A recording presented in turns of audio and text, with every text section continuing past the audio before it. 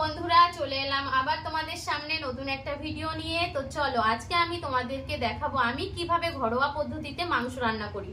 তো চলো সাথে থাকো, দেখো আমি কিভাবে করছি।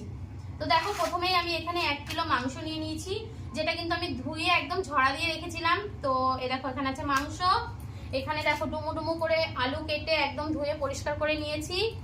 আর এখানে আছে গুঁড়ো মশলা, আমি প্যাকেটটাই নিয়েছি। আর এখানে আছে দেখো টমেটো আর পেঁয়াজ কুচিয়ে নিয়েছি। এখানে আছে দেখো মশলা, আদা রসুন পেঁয়াজ কাঁচা লঙ্কা সবকিছু আমি মিক্সচারেই করে নিয়েছি, আজকে শিলে বাটিনি। তো তোমরা চাইলে শিলেও বেটে নিতে পারো, সেটা আরো বেশি টেস্ট হবে। যাই হোক, আর এখানে আছে দেখো হলুদ, এখানে আছে নুন। তো চলো আমি মাংসটাকে মেখে নেব। তো কি করে মাখছি দেখো, সাথে থাকো তোমরা। দেখো প্রথমেই আমি এই পেস্টটা দিয়ে দেব।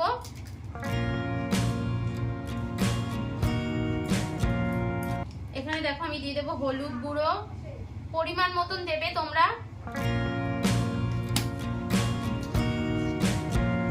দেখো এখানে আমি নুন দিয়ে দিলাম। সব মশলাই দিয়ে দেবো।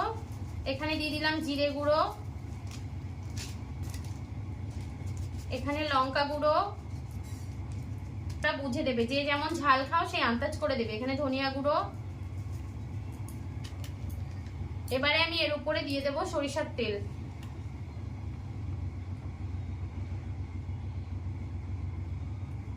চলো এবার এটাকে আমরা মেখে নেব।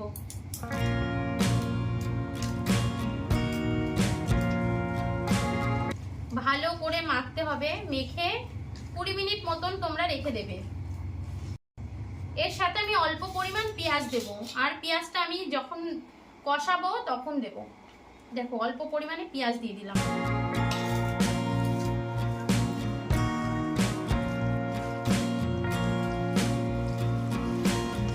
দেখো প্রায় হয়ে গেছে আমার মাংসটা মাখা। তো দেখো এখনই কিন্তু কালারটা খুব সুন্দর এসেছে। তো রান্না করলে তো আরো সুন্দর হবে, সেটাও শেয়ার করব তোমাদের সাথে, দেখতে থাকো তোমরা। তেল গরম হয়ে গেছে, দিয়ে দিলাম আলু।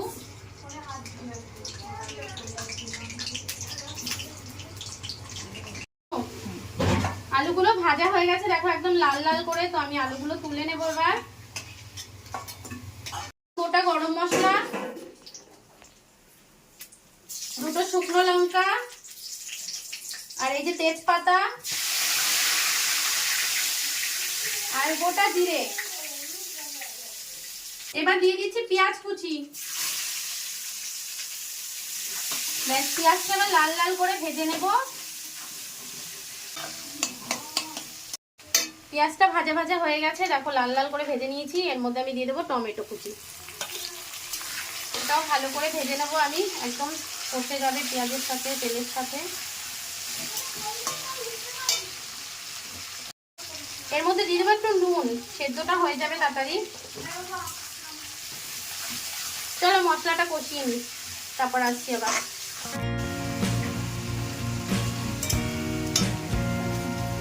দেখো মশলাটা কিন্তু কষা হয়ে গেছে।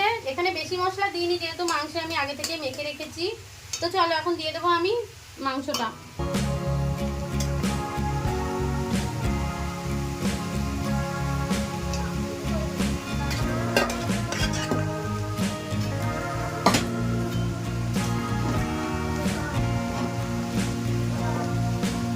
দেখো মাংসটা দিয়ে দিলাম, এখন মশলার সাথে মিক্স করে নেব, তারপরে ভালো করে কষিয়ে নেব। দেখো বন্ধুরা, মাংসটা কিন্তু প্রায় হয়ে এসেছে। এখন আমি দিয়ে দেবো আলু। আলুটা দিয়ে আর একটু কষিয়ে তারপরে জল দিয়ে দেব। বেশি জল দেবো না, একটু কষা কষাই হবে। তো চলো পুরোটা কমপ্লিট করে আসছি তোমাদের কাছে। তো চলো দেখে নিই আমার মাংসটা কতদূর হয়েছে। প্রায় কমপ্লিটই হয়ে গেছে। তো দেখো আমার মাংস কিন্তু রেডি। আর কেমন হয়েছে অবশ্যই কমেন্ট করে জানিও। সবাই পাশে থেকো, ভালো থেকো, টাটা। আবার আসছি অন্য কোনো ভিডিওর সাথে।